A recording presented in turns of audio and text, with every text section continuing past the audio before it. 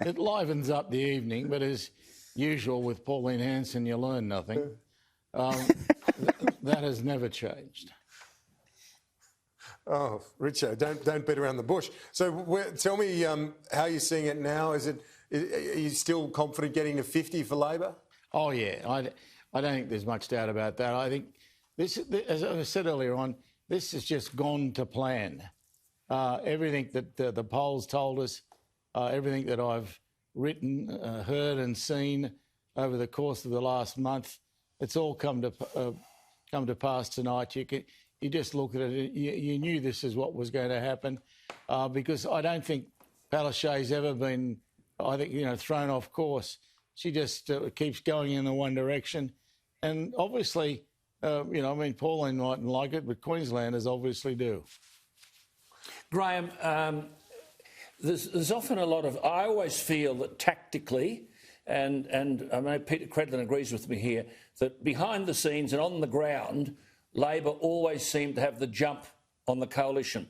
Now, I can remember when the argument was that Anastasia Palaszczuk was going to make preferential voting compulsory in Queensland, and they all jumped up and down and said, oh, well, this will be the death wish. She signed her own death warrant. And it appears tonight that the fact that the votes all had to be distributed has been very much advantageous to her. Of course it has.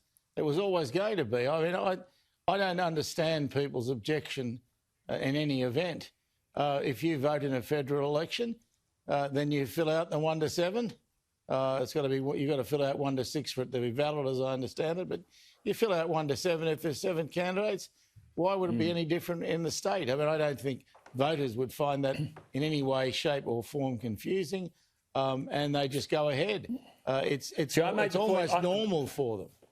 Yeah, I made the point earlier tonight, Graham, that 39 of the seats out of the 93 had a One Nation vote last election of 20% and beyond. Now, those votes had to find their place somewhere tonight, and it's clear that a lot of them have gone to Labor. Yeah, well, I don't think that's a surprise. Pauline was never going to hold that number of votes.